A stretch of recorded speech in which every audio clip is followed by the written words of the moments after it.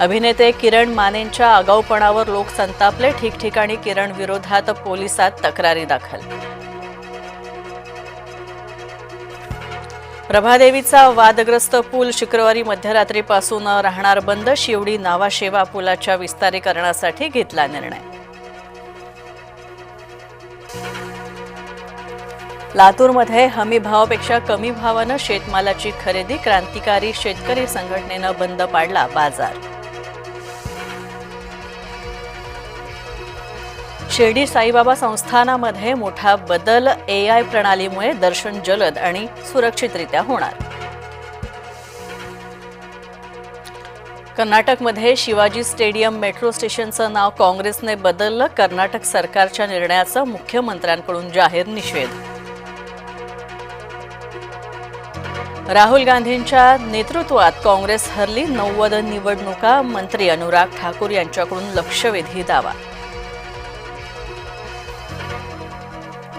रायबरेलीच्या विकास कामांवरून भर बैठकीमध्ये मंत्र्यांशी भांडले राहुल गांधी. मंत्री दिनेश सिंह यांनी राहुल गांधींच्या आरोपांना नाकारलं. उपराष्ट्रपतींच्या शपथविधीला अजित पवार आलेच नाहीत. नवनिर्वाचित उपराष्ट्रपतींची शपथविधी नवी दिल्लीमध्ये झाली संपन्न.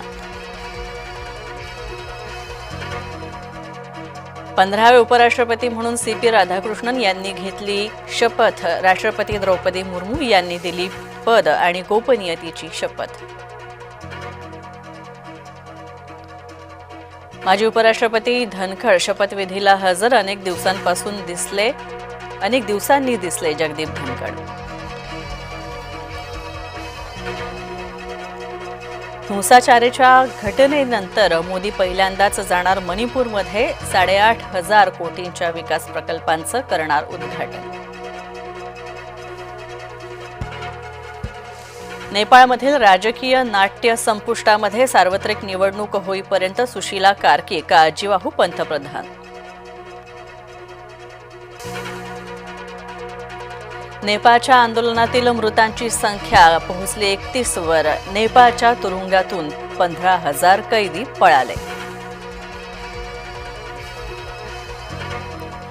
पोपटाला सुद्धा लागलं मोबाईल पाहण्याचं वेड. सोचीनं मोबाईल सुरू करण्याचा करतोय प्रयत्न.